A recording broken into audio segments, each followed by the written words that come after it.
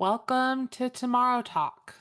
I'm Sersei, joined by my co-host Nahele, and today we have some very special guests with us, Tonili, Rosemae, and Liez. How's everyone doing? Doing fantastic. Thank you. Yeah, doing well. Very well. Doing well. Love to hear that. So this week we're diving into our brand new DaggerHeart campaign. We just wrapped up our Session Zero last Sunday, and there's a lot to get into.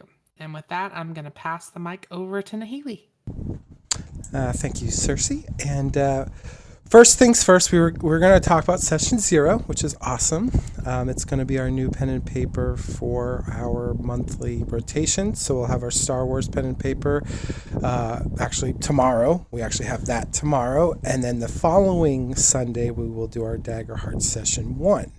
So in order to kick this off properly, I thought that it would be nice for us to sit in with a few of our players, as well as talk about the world building and some of the lore behind it. And since we have the map up from our Roll20 session, Hearthvale, you'll see Ardenfell right there. Ardenfell is the human continent, and that's what I want to redirect the conversation back to Sersei, so she can kind of just give us like a summary of like the happenings of Ardenfell, like the humans, the dwarfs, the halflings, kind of give us like a sneak peek of what we can expect on this big, beautiful island, and then I'll just give a little bit of information about the other island. Not too much because we want people to explore those depths, but just enough to kind of give some breadcrumbs. So, Sersei, do you mind going ahead and just kind of telling us how you went about building the lore for Ardenfell and some of like the key points you want to bring across? Yeah. I took a lot of inspiration from a lot of other fantasy worlds, from different books and movies. Um, so when I was thinking of Ardenfell, I was trying to figure out what kind of works the best.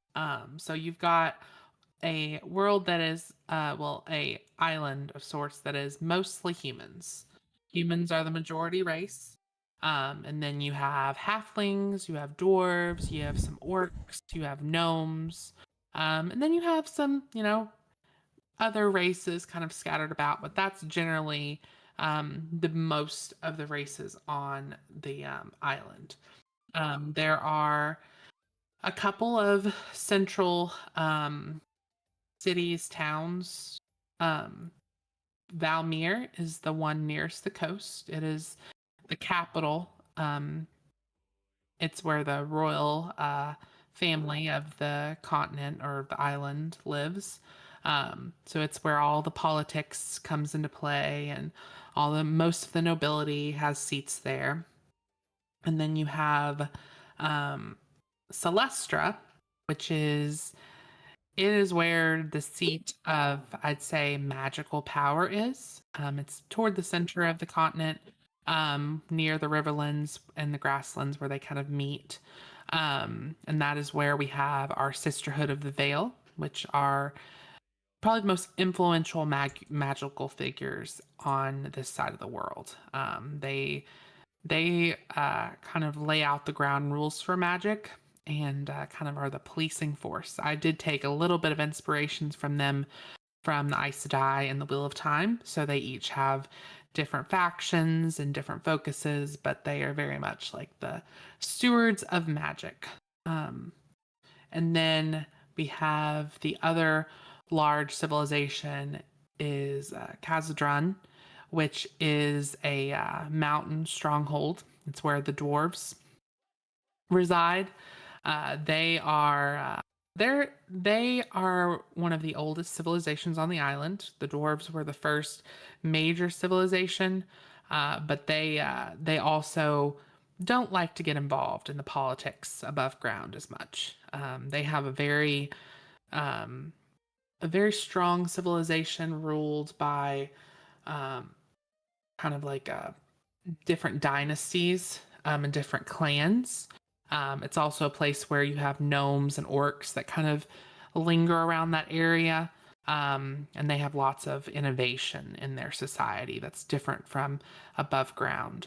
So each kind of plays its role. And then, of course, there's scattered towns and villages. But all in all, I think Ardenfell kind of gives that more old world, old magic vibe.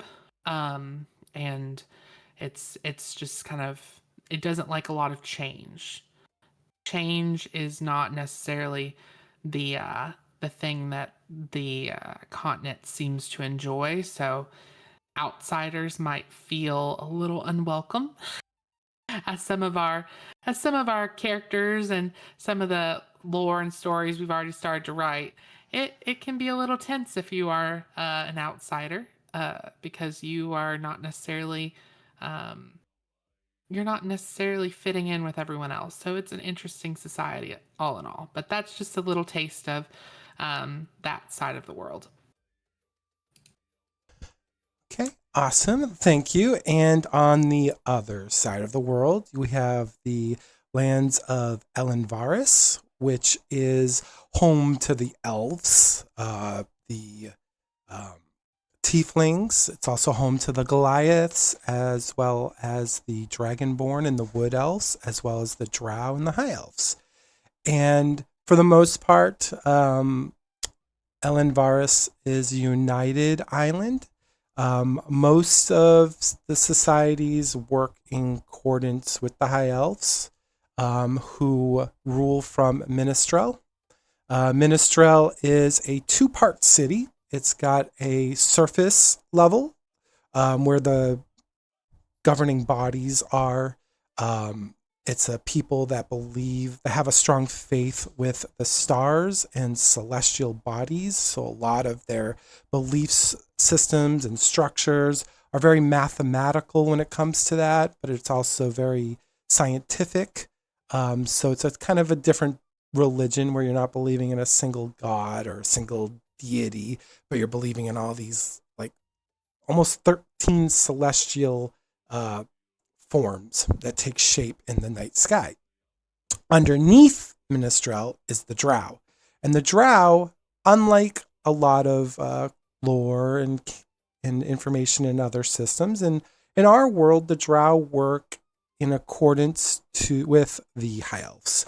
They have a very harmonious environment, but they live underground, of course, and they worship something that they call the Moonstone, which is actually a comet, or not a comet, but like a meteor that hit centuries and centuries and centuries ago, which created the crest-shaped formation within Ministrel's coastline. And because it was such a big impact, a lot of the underground surface of Ministrel is literally carved and formed out of that large meteor. It's extracted. It's seen as something holy and divine for the Drow, but it also ties in with the High Elves' belief in the stars. Obviously, there's a large emphasis on taking influence from Lord of the Rings, as far as the elves go. So they do have an immortal lifespan, but they can die from natural causes. They can die from battle. They can die from any other way except from age. So physicality, once they hit a certain point in their lifetimes, probably around 20, they don't change any further physically. And a lot of it's influenced by that protracted life that they have. And then you have the tieflings. The tieflings live in like the wastelands. They got like a monastery type vibe to them, but they're kind of the outcasts of society.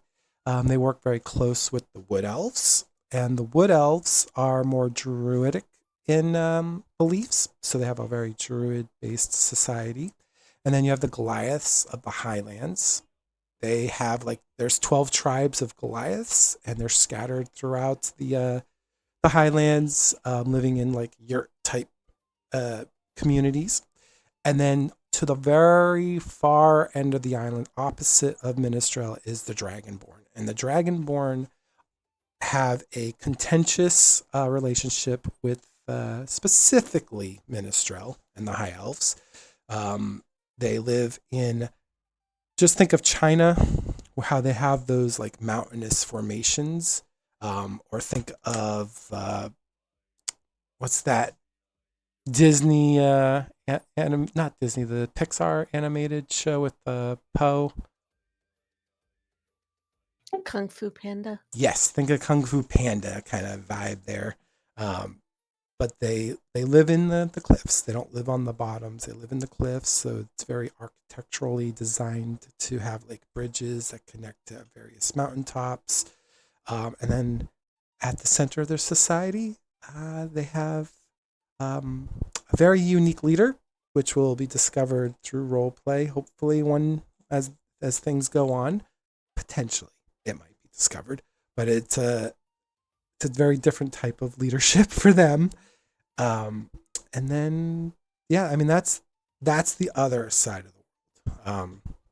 They have a little more harmony, a little more open minded to strangers, but because the High Elves kind of lead that area, because their society is probably one of the stronger, on par with the Dragonborn on that side. They tend to have more of a practice to them, more of a refinement. So outsiders might find that a little off-putting.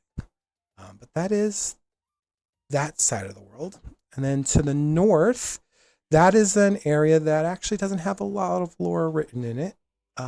If for some reason the players find themselves up north, that lore actually may be written as we go. But we wanted to do that way because the only thing I could think of, it's kind of like that Game of Thrones civilization that was lost to a plague. It's kind of like that environment up there where there was probably an advanced civilization at one point up there, but due to some catastrophic event, it was all but abandoned, and anything or anyone that's left up there may be lost to the vices of why it was abandoned. So that will certainly be the biggest mystery in the world, and probably for many people. But that is our world. That is the world that we've crafted. A lot of it's going to be narrated by our players. A lot of it's going to be crafted and molded by the players and their interactions.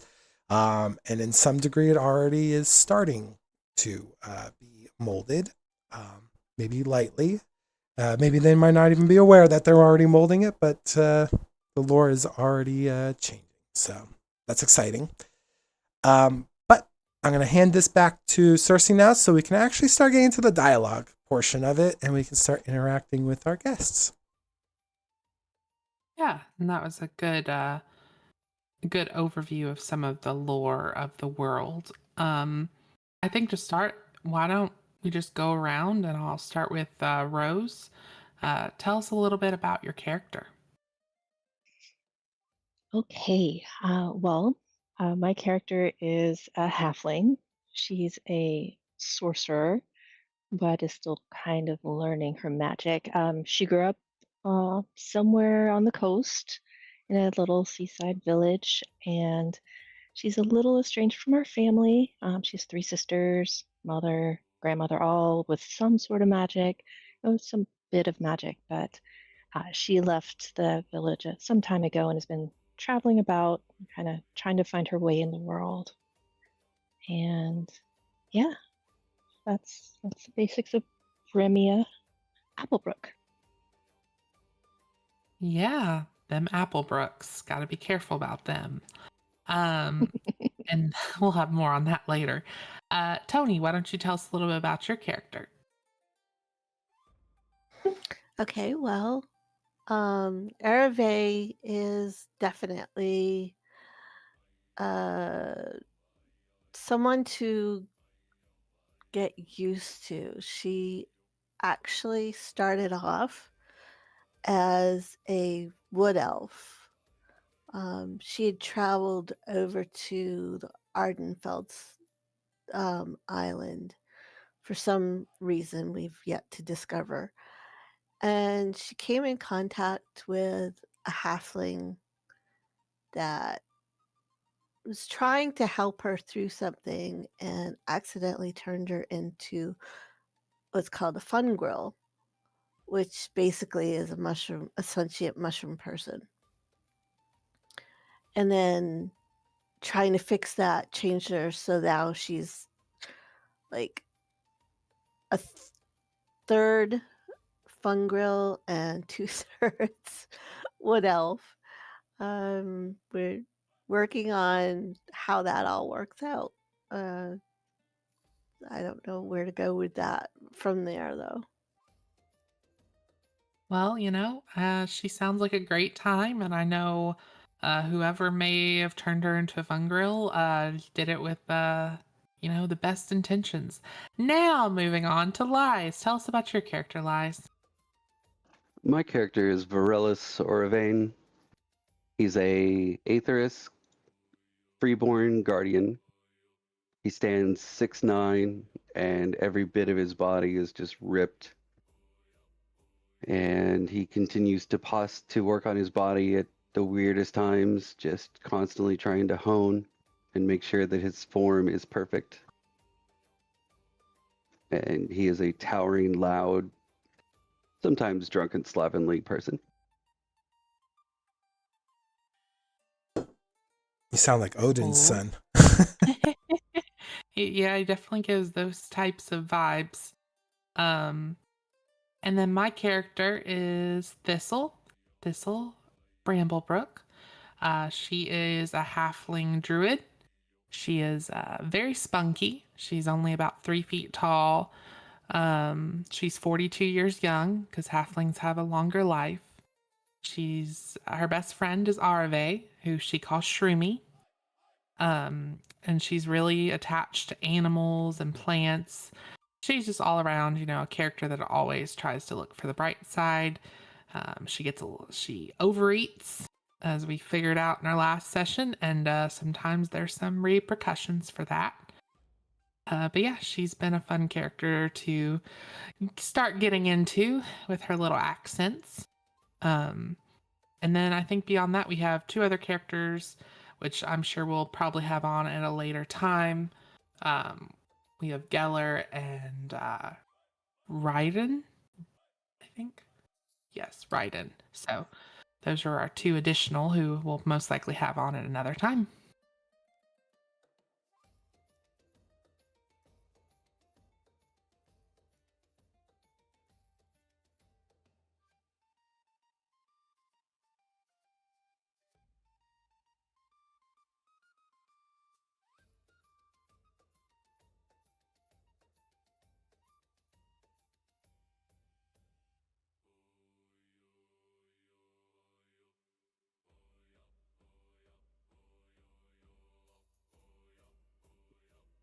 I enjoy, I think the DaggerHeart system is a lot of fun. The character sheet is very narrative based. I know with our Star Wars campaign, there's definitely a lot more narrative than just a normal D&D 5e campaign. But I think the DaggerHeart system is even more so.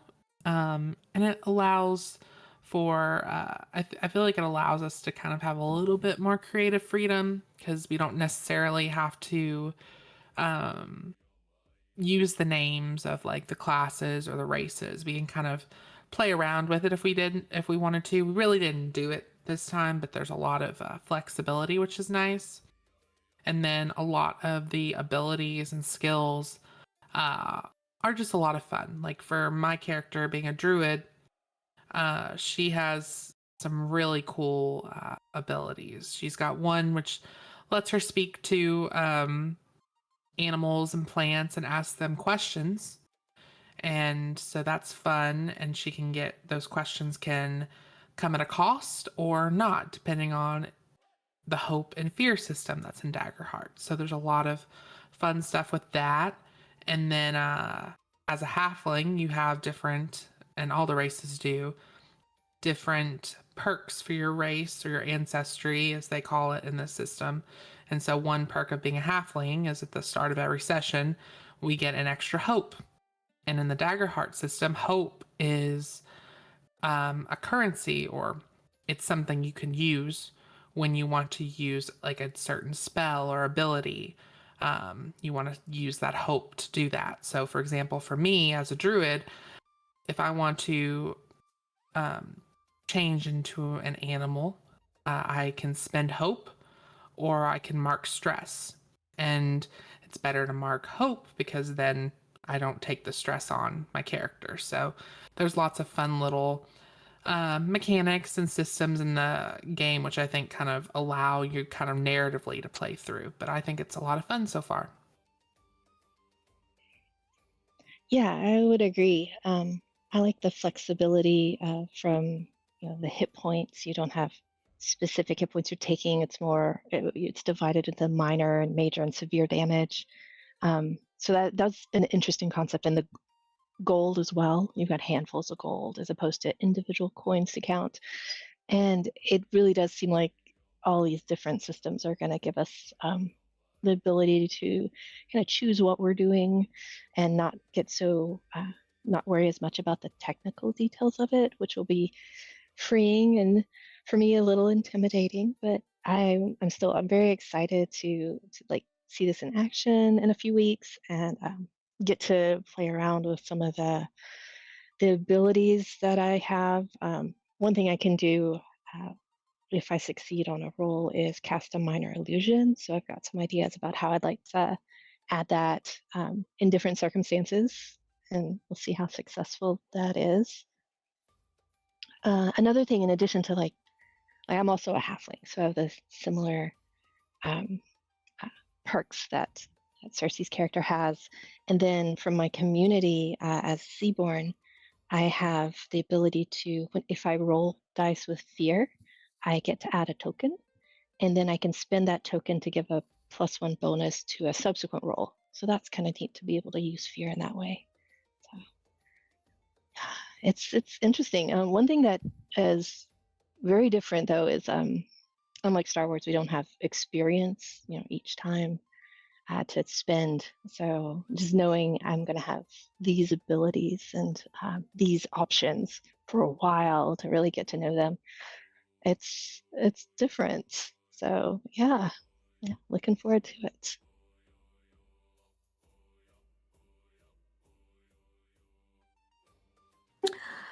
Well, I like everything the other two have already said. I'm in agreement with about how the narrative of the session's going to be going, so forth.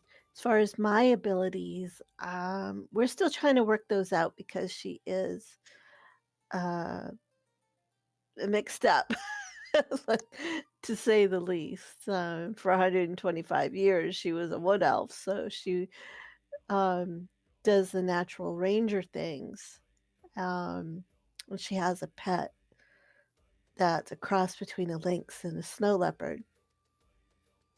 But so I'm still working on what some of her abilities will be between the fungar, fungril, I should say, which I believe she also has the ability, like Thistle, to speak to animals and vegetation. So that'll be fun to mix with the regular ranger things. Like I said, we're still working on a few things. I think as we go on, as we play more, I'll be able to work out more of her abilities, her cross abilities.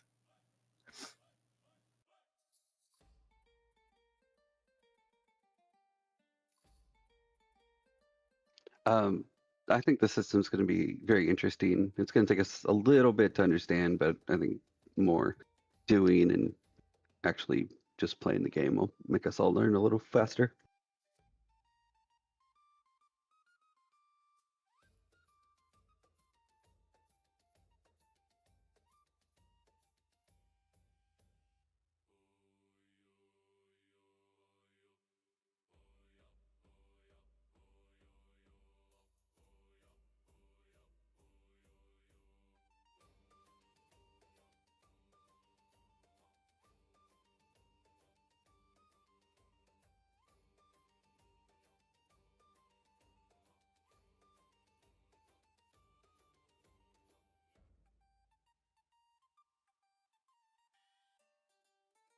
Uh, I think it's a additional part of the character that I think is it makes her more interesting and endears her, I think, a little bit more. If I had just I don't think she would have worked out. I don't think I could have played this character without the accent the way I'm playing her. I don't think it would have I don't think it would have been genuine. So that was kind of what I was thinking. I was like, when I play Cecile with Star Wars, I don't really use an accent. But she's much more of a straight character. She doesn't really joke in the same way. She's very much like, this is, what we got to do and we need to push through. Where a Thistle is much more much more whimsical of a character. And she's, a character, kind of how I said, she's always looking at the bright side. And so I gave her more of a hunky-dory type accent of, well, my friend, da da da da, and kind of going from there. And yeah, I think it adds to the character. So that's kind of why I did it. Not every character has to have an accent or is it needed to really, communicate the character. But I think that adding that, it kind of it helps develop her a little bit more. So I'm actually happy that I took that direction with this character, because if I hadn't, I probably wouldn't have played her, at least not like she is currently.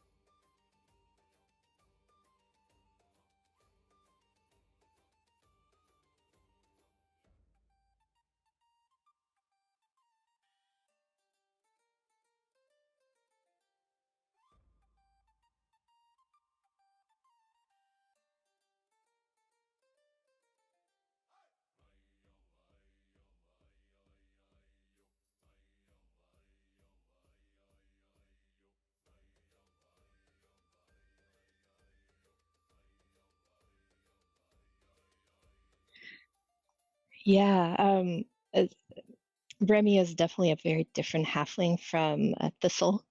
And so when she meets Arave for the first time, when she sees her for the first time, she has some concerns. Like, she hasn't seen a part fungal wood elf ever in her life, and probably hasn't seen a wood elf or a fungal either. And so she doesn't know what's going on with this person. So she's concerned for the person, but also a little for herself, because she doesn't know if this is a catching condition that could spread. So she's a little hesitant in her interaction with RFA initially on the ship.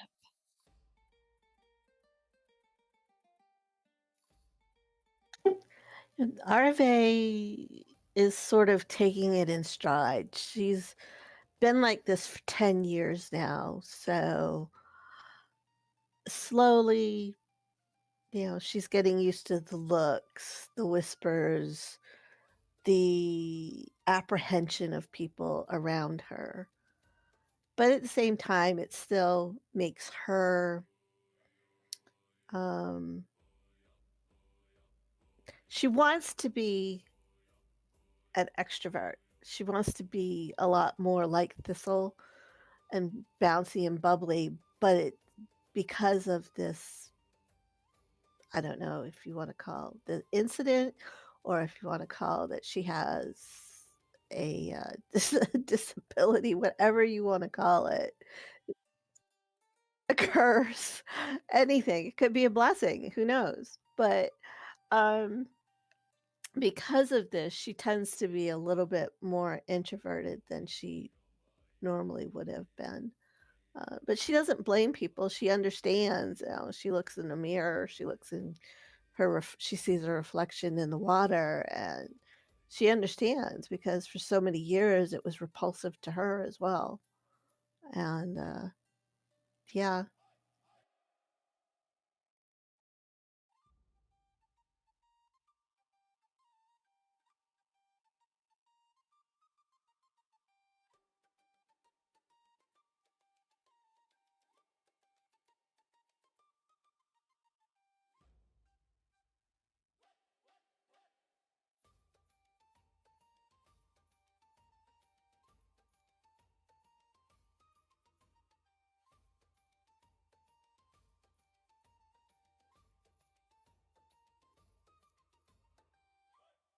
Well, I kind of draw the line on ever flirting with the DM. So I don't like that type of interactions between characters and me.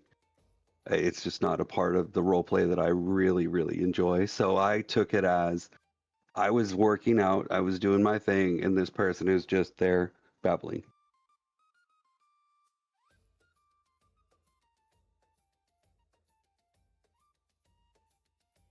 Yes.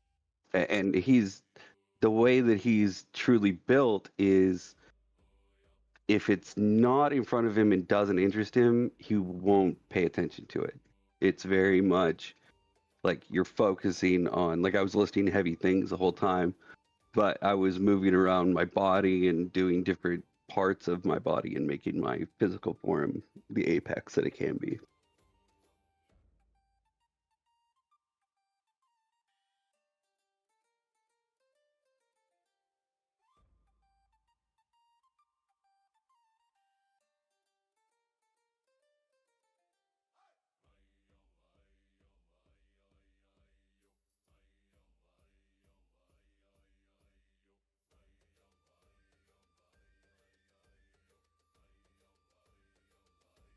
Oh, he would have been grabbed and pulled and picked up probably at his max height times 2. My guy, my guy's 6'9", 330. He's a massive, massive figure, and he would have easily picked him up and could have been bait. Who knows?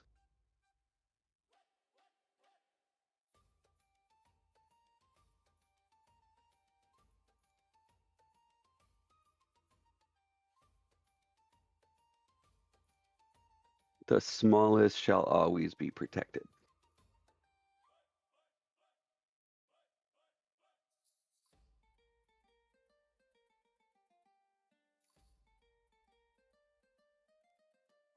Not in size-wise. The smallest of individuals, because I'm a freeborn and I fought against the reigns and broke them. That is ingrained in me that when the upper tries to take advantage, that I will step in.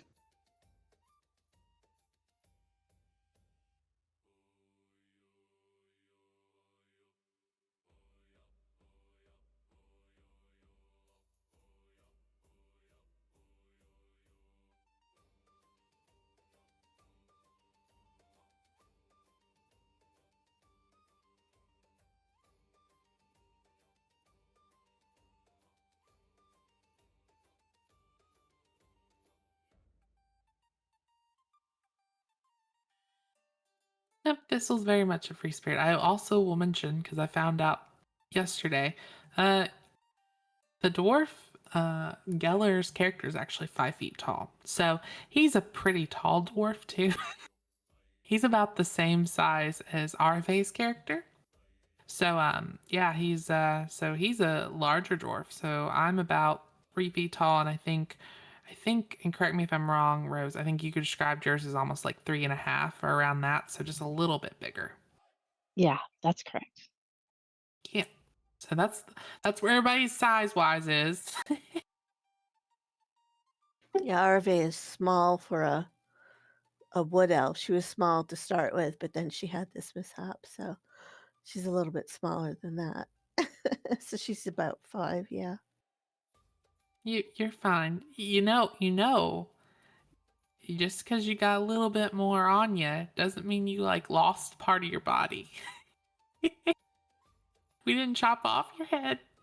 Well, I guess there's a circumstance where they needed some mushrooms really bad. Oh boy, this is going to be funny as it goes on.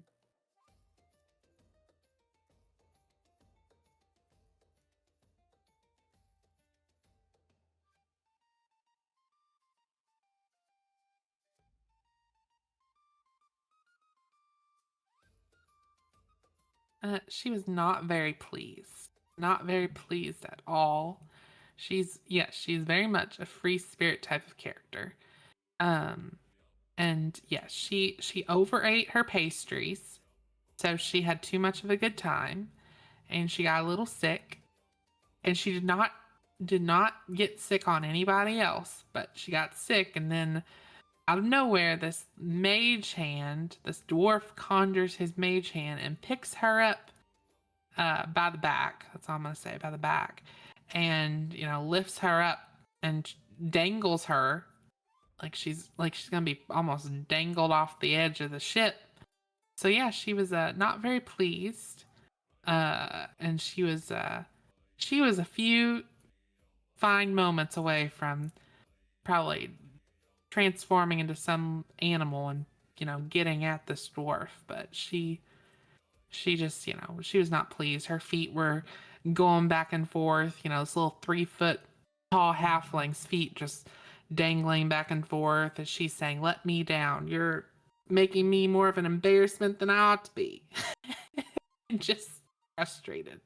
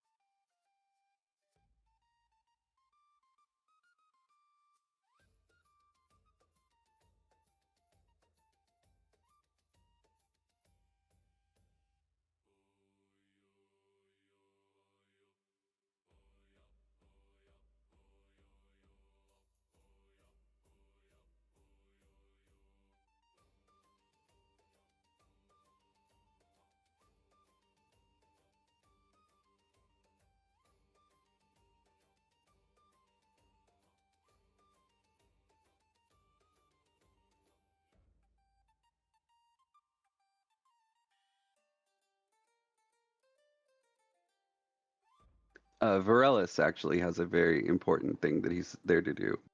He's there to drink, eat, and have as much fun as he possibly can before anything goes down.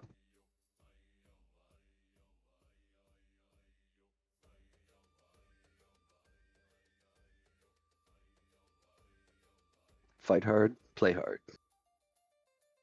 Uh,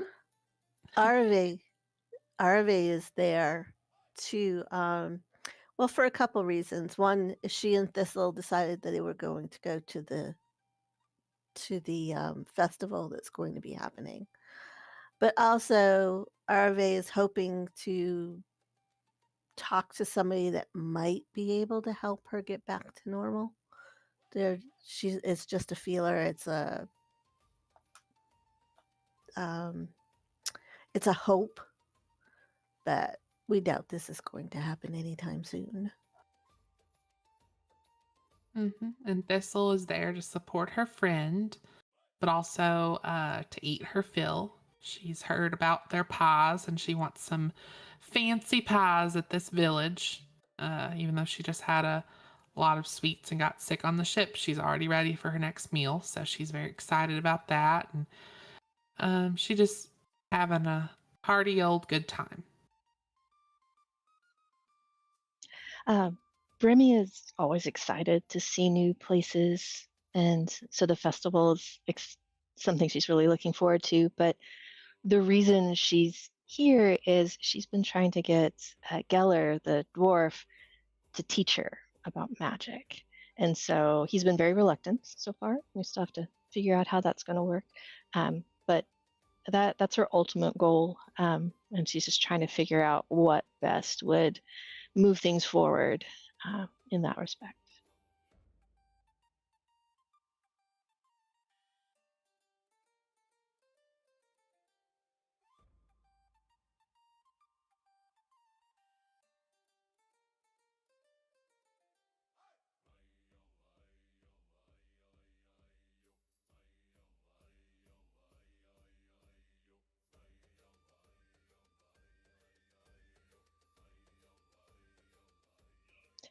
So I'm playing sorcerer, and I think the reason I ended up with that was kind of my first choice, is one of the experiences I had in mind really plays in well with the sorcerer. So that's how I ended up going. But to be honest, like I had a backup. The wizard looks really neat. The bard looks really neat. There's just so many options. I had a hard time really choosing and just had to stick with one and try to develop that idea. It was the most tank-like thing that I could find in the game.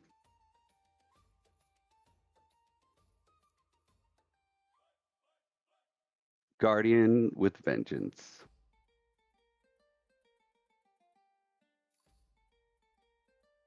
Indeed. I can hit multiple multiple NPCs in one go. I can flip a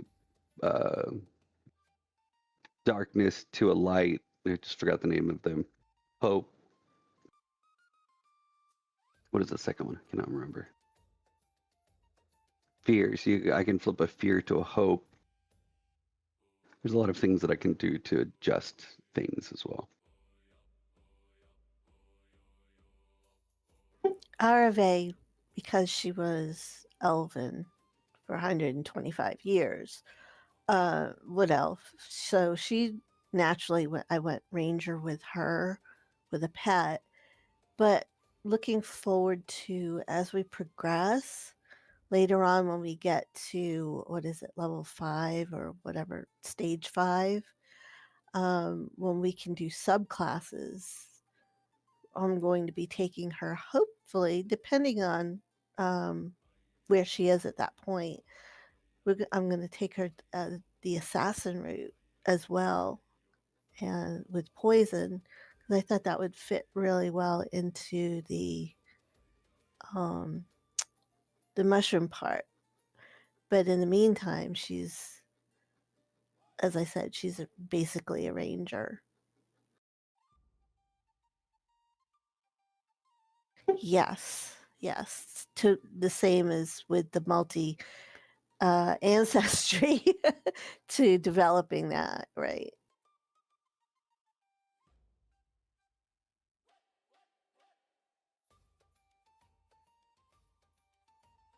I'm a druid. Thistle's a druid.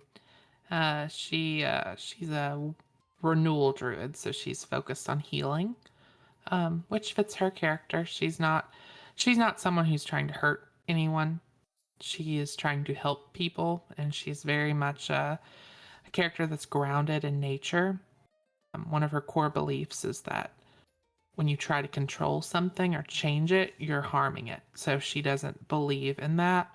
Um, it's one thing, like, she feels an inner, how do I say this? She feels bad for Arve because she played a part in Arve becoming what she is. It wasn't out of malice, it was mistake, basically. So she's tried to kind of help Arve, and she's tried to, she's a character for her experiences is making sure she's looking at the bright side. And she does try to turn someone's frown upside down best she can. And with nature too, she's got lots of friends and got little creatures that she is close to, and that kind of fits the more druid aspect of her. She's got a best friend, his name's Tadpole, which she talks about, a frog. And so she's got lots of little quirkiness that really fit the druid class for her. Nice. I can say session 1 is going to probably be very lighthearted. It's going to set the stage for you all to kind of still explore individually your characters. And actually, you're not even going to be like even probably nudged together at first. This first session is literally more of an extension from the prelude, but also an opportunity for you guys to like really dig deeper into each of your individual motivations, kind of engage with the town, build your own connections if you want, get involved in the games, because I'm guarantee you there will be prizes with the games that you may or may not want, and probably start to you'll probably get a bit of foreshadowing for the events to come. So the first session, I just lay it out there. It's going to be a nice introduction to DaggerHeart. We'll do a lot of rolls, skill checks. We're going to do a lot of potentially combat too, but it might not be in the traditional sense of like there's an actual enemy, but maybe there's like a little brawling pit or something. Who knows? It's a festival. Things happen. Yeah, he's just going to start to get used to the fantasy vibe. I think we were saying a little off stream that even though Star Wars is considered sci-fi, I think a lot of people would agree that it's sci-fi fantasy. 100%. It's a space opera. And so that's what you should expect with session 1, which will be not tomorrow, but the following Sunday. So that'll be great. And then hopefully you guys will get into some deeper stuff the next session. So that'll be good. Obviously, there will be key NPCs. I do have a few NPCs lined up in the event that players, for some reason, like we have, a player here and there sometimes disappear, but we need the extra support. We'll have probably a recurring NPC that may just happen to be around. It's going to be like that creepy person that's just like, why are you always seem to be around when we need you? This is weird. It might be one of those kind of weird, funny kind of situations. But yeah, I think we also mentioned at our session 0 that this world is going to be a little bit more harsh in some ways, but lighthearted in others. And what I mean by that is, even though DaggerHeart has a lot of flexibility when it comes to death, the players get to choose between 3 actions to stave off death. It doesn't mean that the risk in the world is going to be light. Our Star Wars was kind of like a nice little platform. We have half of our players were brand new to pen and paper, so it was a great starting experience. And now that's starting to rev up. And with DaggerHeart, we're kind of taking the tutorial out of it, even though we're treating session 1 kind of like a tutorial. I'm not gonna necessarily hold back when I shouldn't be holding back. Because I think you guys are ready, and I think it's going to be fun. And this will be your second pen and paper experience, so that'll be great. And I'm looking forward to watching your characters grow and develop and connect with each other. I think that's going to be a fantastic experience. I think you guys are going to have a lot more opportunities to have dialogue with each other than our Star Wars one, because our Star Wars one still relies a lot on like the narrative, the DM kind of like pushing things along. I think with DaggerHeart, you're going to be encouraged more to, I'm going to encourage you guys more to like think outside the box, push your own narrative, but I still have narrative cues. I'll still have things that push a little bit. So that way we stay on course, but we're still having fun. And there's still, that urgency that you want in a pen and paper environment. You want that adventure. You don't want to just be going around the world in an open-ended way and never come across any danger. That would be a very boring experience. So there will still be a lot of that too. So with that kind of all said, since most of you, except probably Liez, haven't really had a broad experience with pen and paper, what are you looking forward to diving into with DaggerHeart that you had opportunities to dive into with your previous pen and paper Star Wars that you're now looking forward to in this? It could be mechanical. It could be maybe your character. Maybe it could be just more interacting. Just think about things that you're doing now, maybe in the Star Wars one, that you want to do like right out of the gate here. And again, open-ended. Whoever wants to answer first can, and then just kind of pass the baton.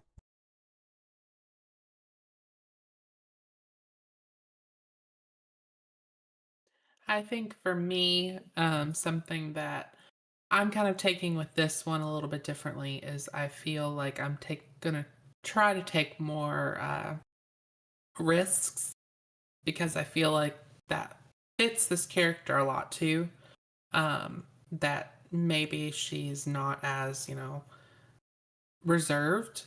She's definitely not a reserved character. She's very much a talkative, outgoing person, and she enjoys, conversation, whether it's with, you know, a person she can talk to or whether it's with a flower.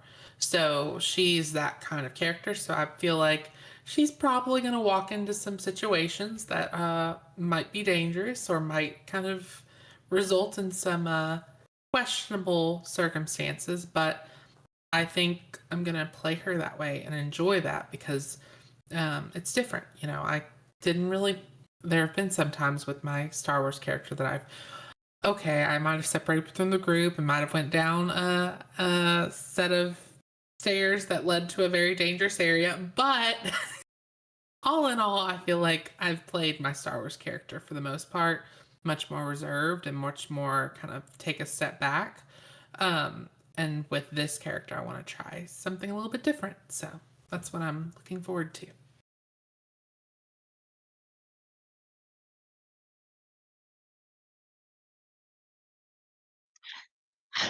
Yeah.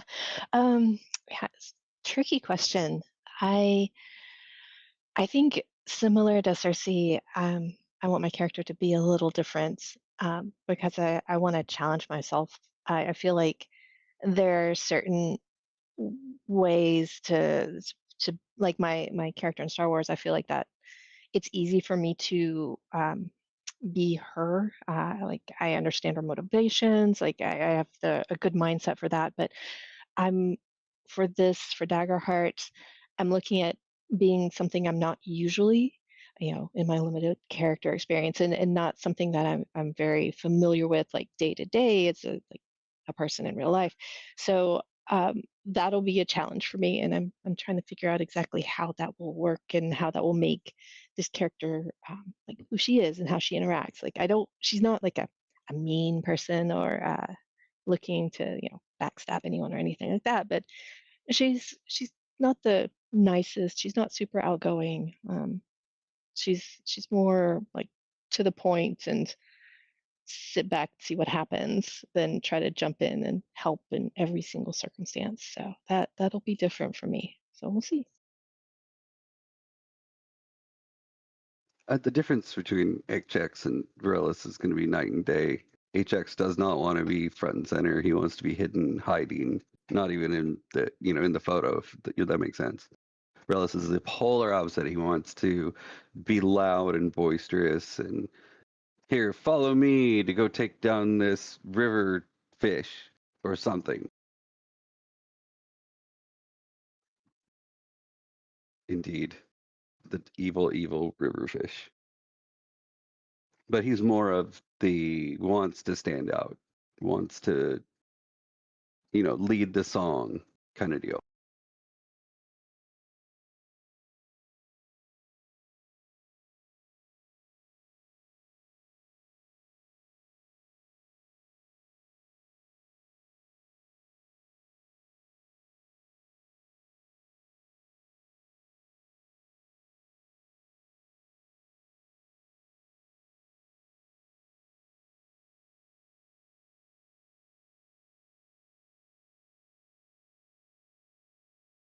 And Thistle will sing a song with you. If I allow.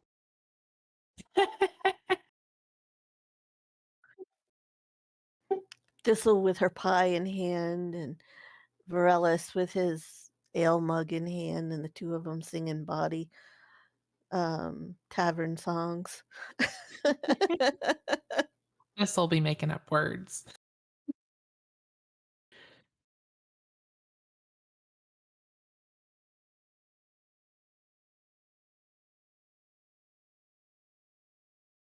You'd need to read my character after this.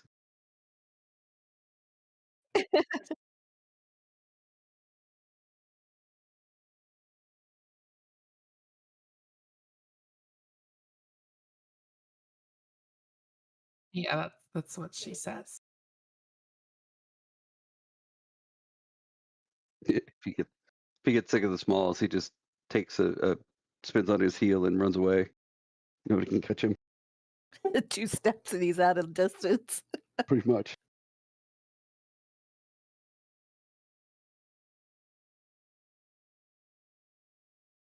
Well, yeah, anything below my waist is in trouble. So Yeah, I think Ryden's the only one that's over 6 foot besides Virilus.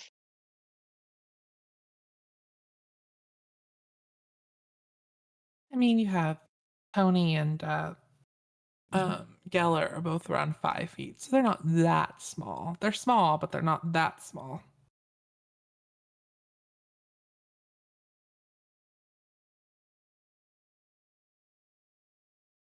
Well, I'm 5 foot real time, so I can relate to her height.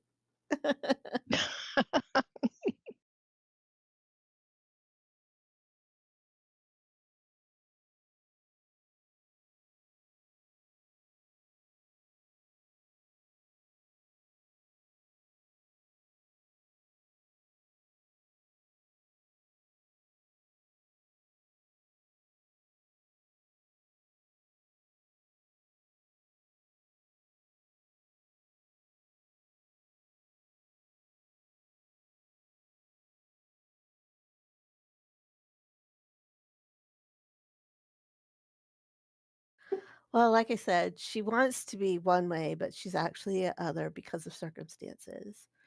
Um, but what I'm going to try to do with her that's outside the box for me is I want her to be less of a reactionary character and more of a um, not front and center, but not not a reactionary character. I want her to take initiative here and there. Um, doesn't always have to be in battle or taking care of somebody. Just more of driving her own vehicle instead of being the passenger for a change.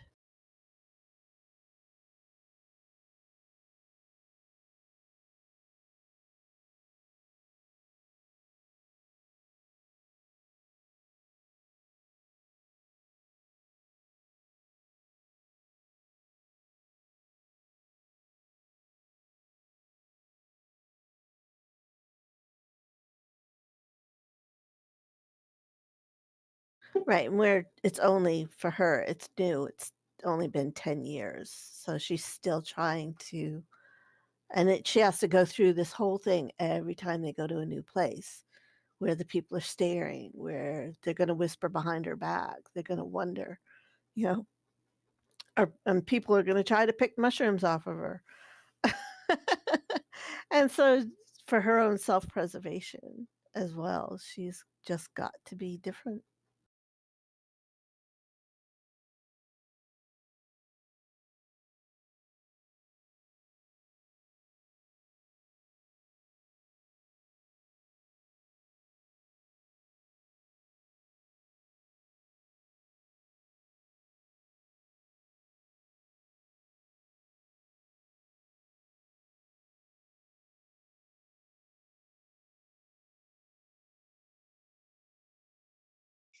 I think Rumia didn't really notice Raiden or Virilus on the boat. She just kind of ignored the taller people. So she doesn't have an opinion of him yet. With Geller, she's known him for a little bit of time, and she thinks he's intelligent, obviously, but also a little full of himself. But she's trying to stay on his good side. Varellis is a little different with Raiden, considering they've known each other for a while and they've been partying around the world pretty much.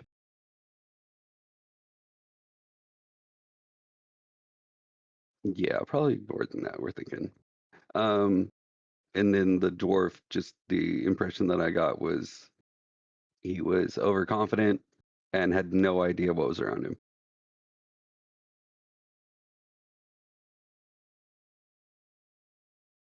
I literally, I literally dropped the thing I was doing and made the whole boat shake.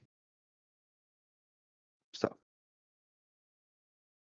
I was I was not really hiding my actions either.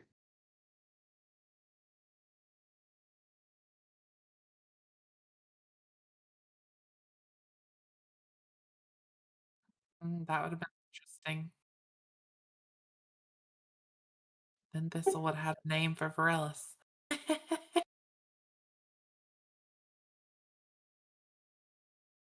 Yep. I'm just waiting Erave. for a. Oh, Oops, sorry. sorry. Go ahead. I was gonna say Erave kind of was laughing behind her hand with Geller. But if he had done anything to harm Thistle, she would have been there ready to punt him. Even though he's the same height, she still would have been able. She would have been protective of her Thistle. I think the scary part with that was that she was being lifted up, and all that our lovely DM had to say is, "Oh, the boat shifts," and then there goes Thistle. Oh boy! So luckily that didn't happen. Shermie wouldn't have let her prickles go overboard.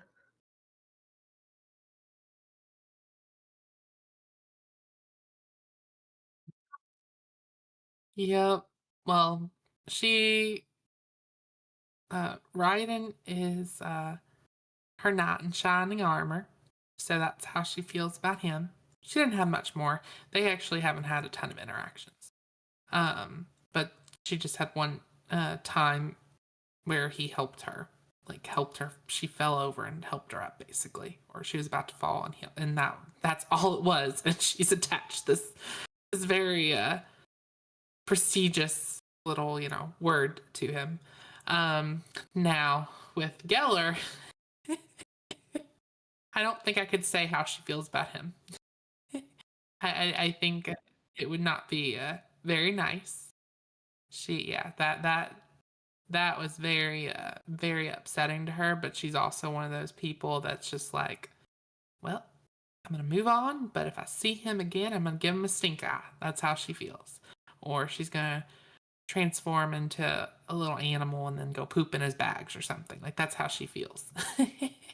Oh my goodness. It's like, oh yeah, she's gonna transform into a chipmunk. She's gonna get into his bag. She's gonna use the bathroom, and then she's gonna get out.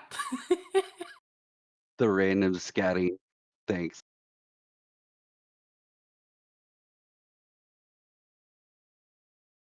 It's a chipmunk. So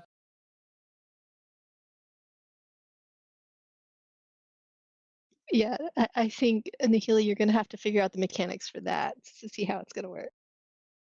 I believe there will be a darkness roll required. well, it's our next session. We know what's gonna be in Geller's bag.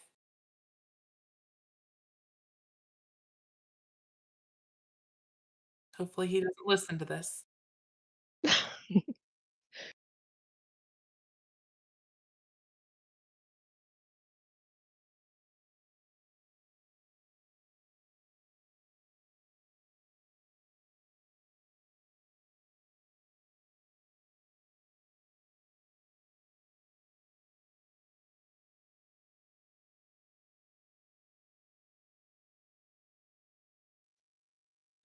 I don't know if I can pick just one thing because there's just, for me, it feels like there's so many differences. Um, but I'm looking forward to spending hope and figuring out how to manage stress because that's something I'll have to use a lot potentially. Yeah, I'm just looking forward to all of it.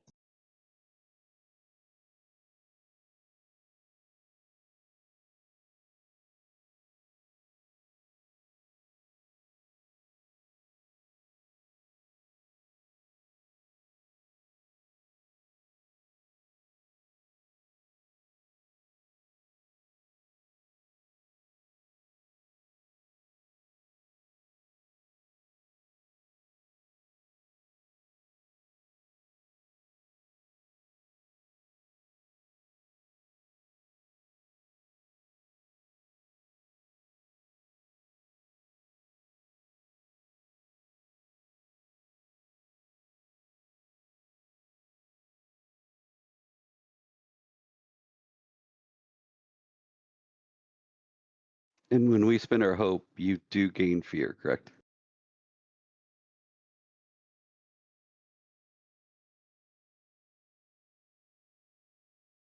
Okay.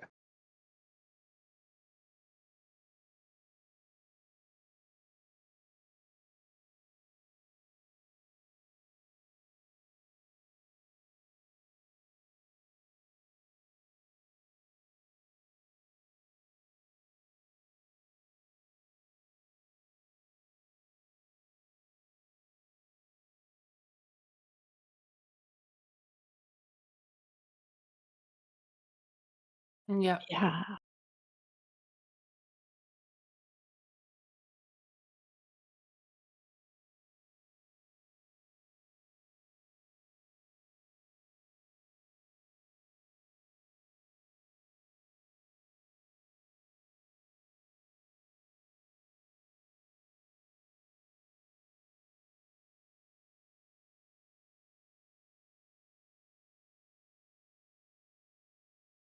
The fear, not the dark side.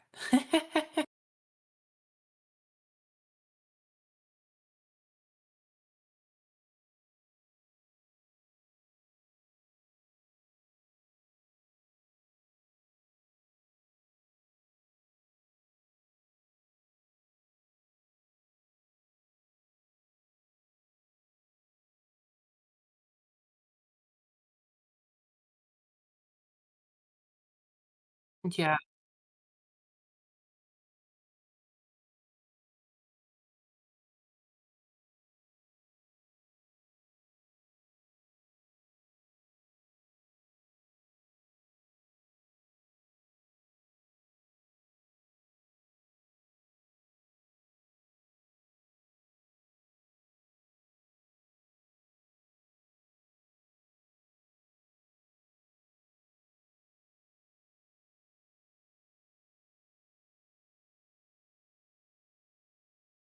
Yeah. I think one thing to note with the DaggerHeart system is that someone said they couldn't hear you, by the way, Nahele in chat. Um, One thing that's different with the DaggerHeart system is that your hope and your fear are more integrated into the game. Like, we're never not going to use hope and fear. It's going to be in every session, and we're going to use it multiple times in some way. Where I feel like with the dark side and the light side, those do get used, but they don't get used as often. Like, we might sometimes feel the need, but if we have like a session that's almost heavily, us talking like we've had previously, it doesn't always feel like we need to use the dark side or use the light side. Sometimes you might have that, but you don't always feel that same urgency as you may feel like in a combat scenario. So it doesn't get used as often and it doesn't accumulate in the same way where it will in Dagger Hearts. You definitely use it and feel it more, which I think is interesting because it's going to have more impact on the actual overall story. Because even when we succeed, if we succeed with fear, there could be repercussions with that. Or if we fail, but we failed with hope, that might, it doesn't mean we're not going to have repercussions, but it could actually blunt some of the repercussions. So there's lots of different ways things could go based on that. Yeah, which isn't too different from our Star Wars Edge of the Empire system either, because you guys would roll success, but maybe you roll success with threat. And because you rolled success with threat, you might succeed in the task you're doing, but something narratively is going on that's not what you would consider a successful moment. Like if you picked a lock and you succeeded, but there's a layer of threat behind it, maybe as you're picking the lock, you can hear the sound of like thudding going on behind the door. Things like that. Like it's a narrative buildup, and you're right. Just with Daggerheart, it's the same thing. Like you get success, like maybe Thistle's kind of walking through the town, and she's just kind of looking, and she does like a perception roll, but she succeeds with the perception, but she rolls fear. So maybe while she's looking around for all like these extra details, that fear kind of just has her bump into somebody. Like it's not like a oh my god, this is dangerous, but it's like just a narrative moment of like, hey, You succeeded, but here's the follow up with it, and you're kind of just you just bump into somebody instead of having the Prob- success with hope. She probably runs into one of those dang Applebrooks. I don't think Thistle knows Brimmy is an Applebrook yet. She So does that'll be not. fun. That's That'll the be funny thing. interesting.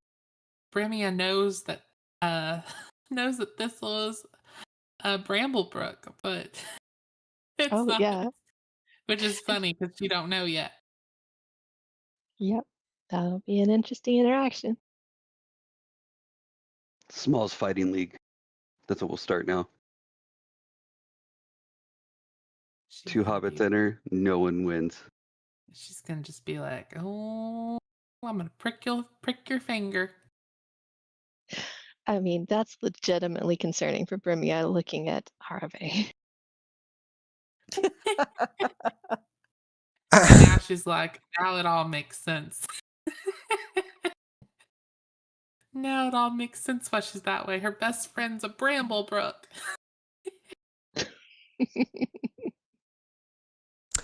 I will say I'm also looking forward to the projects portion of your downtime. And I like that you get to choose 2 actions during your downtime so you can make it unique for your character. So if you wanted to just rest your HP and strain, you could do that. But if you wanted to like spend time like researching or doing like a project that's going to help you narratively, you can also do that with maybe like healing your hit points or healing your stress. Like I love that in this system you actually have a little bit more depth with like the resting mechanic. And I like how the cards, your ability cards, get swapped out. That's really neat too.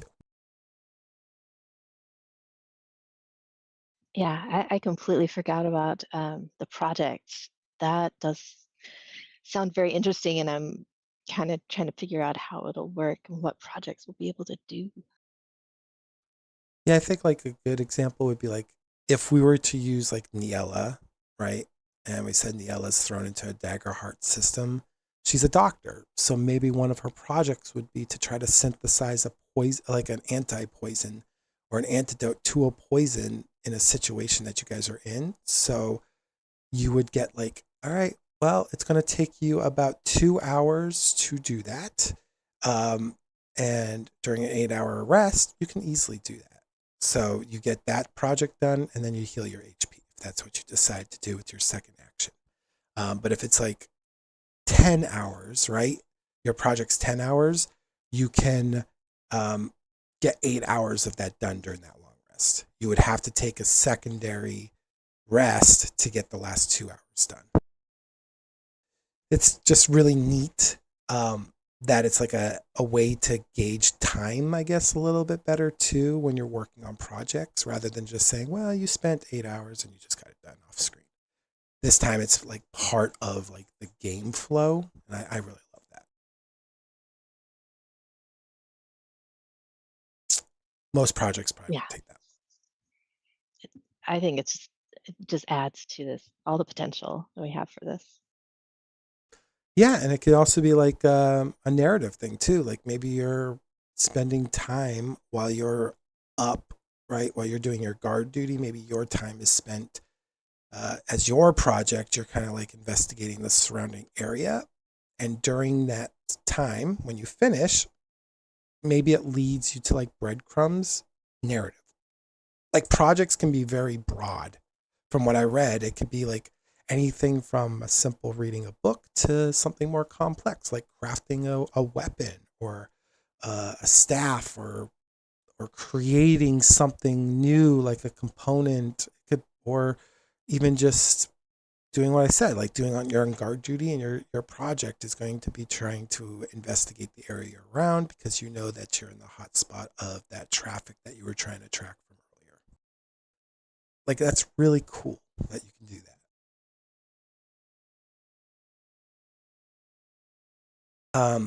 Oh, and I also one thing I did add too is we're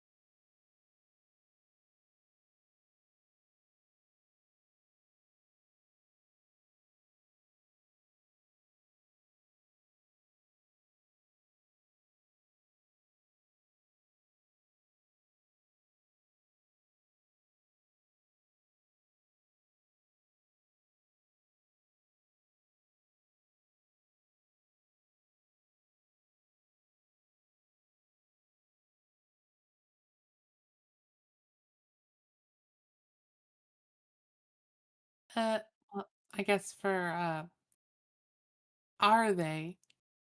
Let's see. What is what types of mushrooms does she like?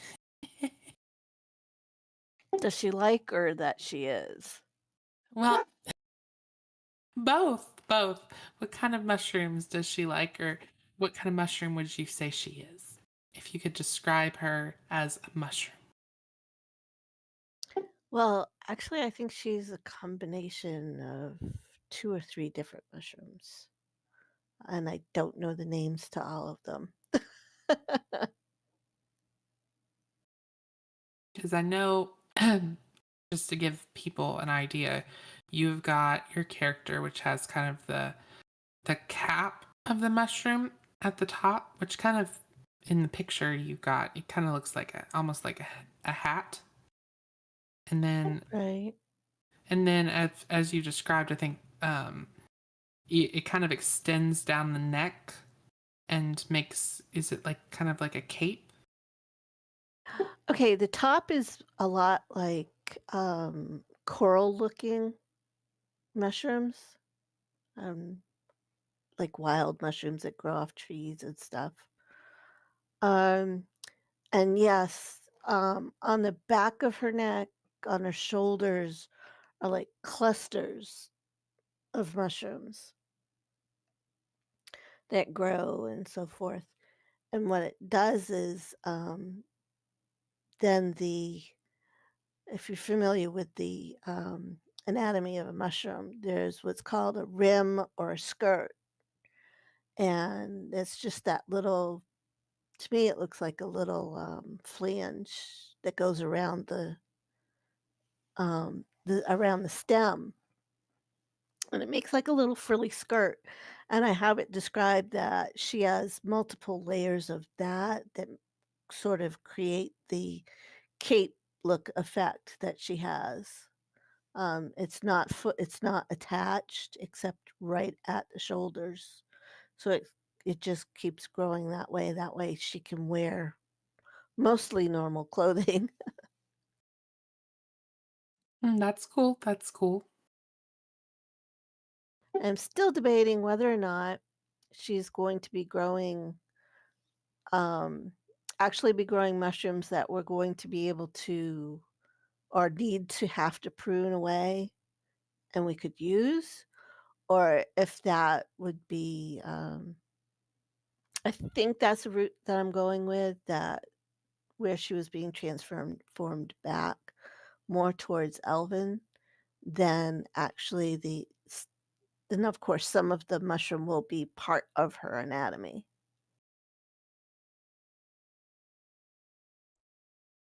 That's Oops, sorry.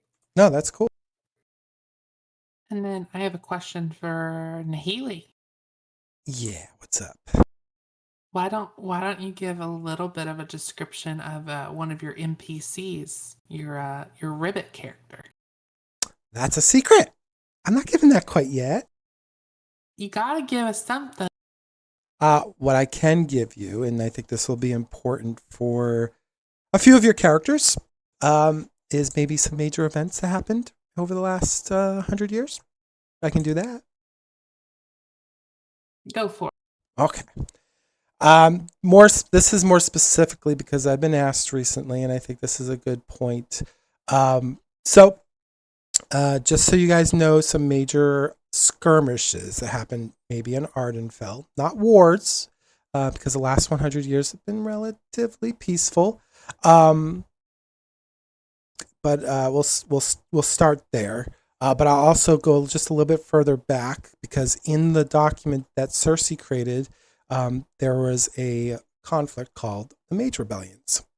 So while it's not within that the last century of this time frame, those it was like more formidable military conflicts in Ardenfell's memory.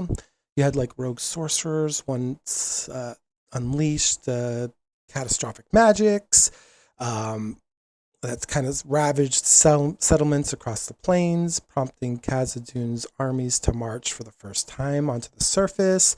and the conflict kind of ended with 5 women founding Celestra, binding chaos into order through their creation of their Sisterhood of the Veil.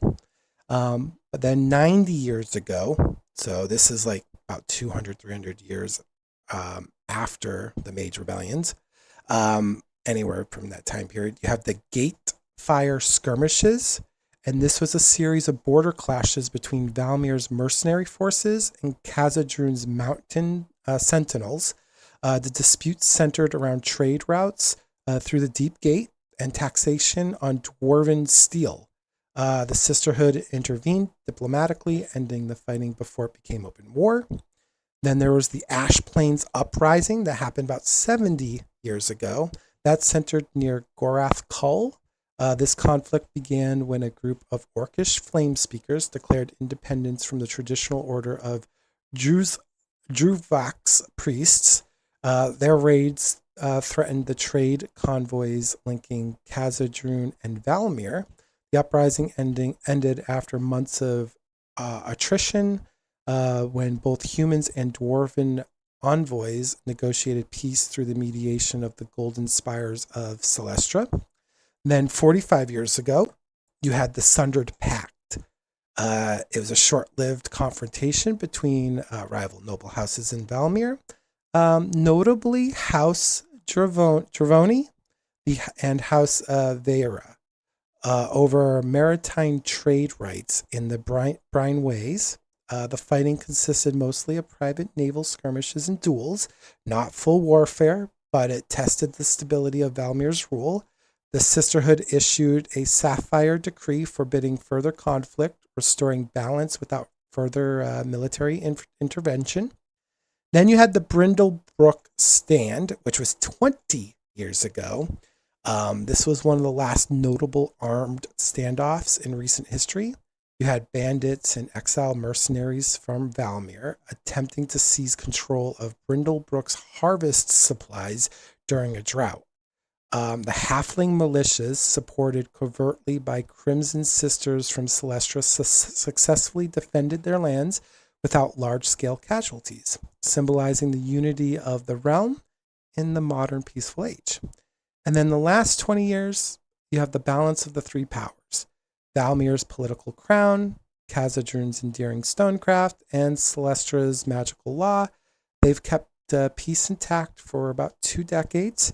The greatest tensions now arise not from war, but from diplomacy, trade routes, trade disputes, and moral questions around magic regulation and foreign influence, which Sersei actually mentioned in the beginning when she was breaking down the lore of Ardenfell, how magic regulations are a pretty big theme of Ardenfell. You will still have probably skirmishes from time to time, probably more like border disputes, but those probably at the moment over the last 20 years probably get ironed out as quote unquote misunderstandings because they're really trying to avoid all out war. But that's kind of like painting the last 100 years of Ardenfell's small skirmishes. No major wars, just a lot of tension. And then the same is with the other side of the world. They have their own tensions, their own buildups. Probably stuff that most of you guys wouldn't know, so I'm not going to go over that. But yeah, Ardenfell's got a rich history, and it's all built off the lore that Sersei actually created. And it just flows into that whole narrative. Hopefully that was enough to share. Yeah, that was a good amount of stuff. And yeah, the island of Ardenfell has definitely a lot going on it. And yeah, and I think that was a good description because I know when at the start talked about, how Valmir is, the capital city. But as you can see, even with Nahele's description of events, almost every event has involvement with the Sisterhood of the Veil. So even though they are not, even though it's not the capital of the island, they very much have their hands and influence in almost every affair. So that's why they've got a lot of authority and power. which is part of the kind of the strain or the I guess you can call it strain of those who maybe don't fall within their moral compass. I can say like my character is a good example of she's a character who is very much aware of the sisterhood, and she's not a fan of how they deal with magic because she believes they try to control things that need not be controlled. That's a big part of her. So I'm sure as we adventure, I wouldn't be surprised if we run up across some of those sisters and have to deal with them in certain ways because there's going to be a potential obstacle in this area of the world. Yes, especially if there's a male character with magic, that'll definitely be a challenge for them. 100%. Indeed. Very inspired by Wheel of Time, for sure. Yep. I like how it sounds like a combination of not just Wheel of Time, but also the Bene Gesserit from Dune. The influence of both of them with most of the houses and so forth. Mm-hmm. Yep, there's definitely influence with that. And then the noble houses, the large ones that are in Valmir. Nahele mentioned two of them. They definitely have their own focuses in history. And what I like about some of it is, some of them did have it's very much like Game of Thrones. You have noble houses that have their focuses and have their disagreements, but as an example, like the two houses he mentioned, they had a major fallout, but now the daughter of one of the houses is married into the house of the others, so they've kind of also built in a marriage pact there. So there's lots of interesting little tidbits there in the lore too. Yeah, and I think that's it's a good breakdown of like how much history you guys will be able to unearth in this world. But there's also gonna be a lot of history too that it might be even a little new for Sersei as well. Because I'm crafting lore around what Cersei's given me to be respectful to the source material. But there's going to be secrets that you'll all be able to unearth and discover that's not in any document. And there might even be history and lore that's created based on your guys' role plays too. Like as you're discovering more and more about your character and you're talking about, oh yes, while I was out in the caves of Ardenfell, I came across a giant underground. And well, now we can just say, hey, there's a big creature underground or some sort of myth associated with that. But random thing. Not saying that's actually happening, but those are the things that can come about through your role play and interactions with each other, is that you're building out your story, and by us building out your own unique histories, you guys are actually fleshing out more and more of this world. So that'll be very fun to see how that plays out.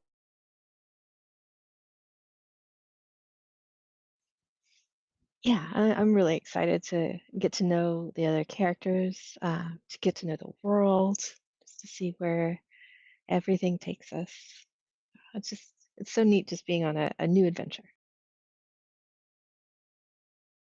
Well, I will try to wrap this up now because we've been going on for a while, longer than I actually anticipated. But is there any final thoughts that you guys want to share before I go ahead and wrap up the stream?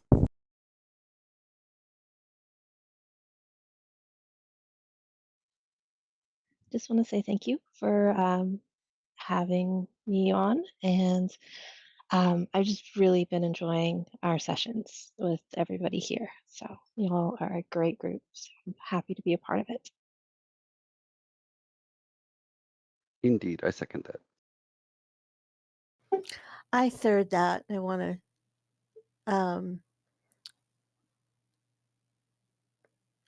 my mind went blank. Never mind.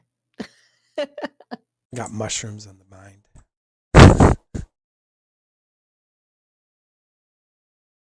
Nope, it was a very good session zero, and I look forward to our next session, and also look forward to our campaign tomorrow as we get back into the wonderful world of Star Wars. Yes, we'll be getting to the planet of Alderaan, where our group's going to be split up. So there is going to be a lot going on. There's a lot more additional features that I'm adding that we haven't done in the past, so that'll be fun as well. And we get to play the characters. Well, I'm knocking on wood here, strengths, because that dice can be evil. But it should be fun. And that starts at 3 p.m. Eastern Standard Time tomorrow. And yeah, I appreciate everyone. Thank you so much, guys. I appreciate all the effort that you guys put into creating your characters. That means a lot to me. And I know that equally means a lot to each of you when others are putting in the amount of work they are to make this feel really alive. So thank you. And well, we'll see you guys tomorrow.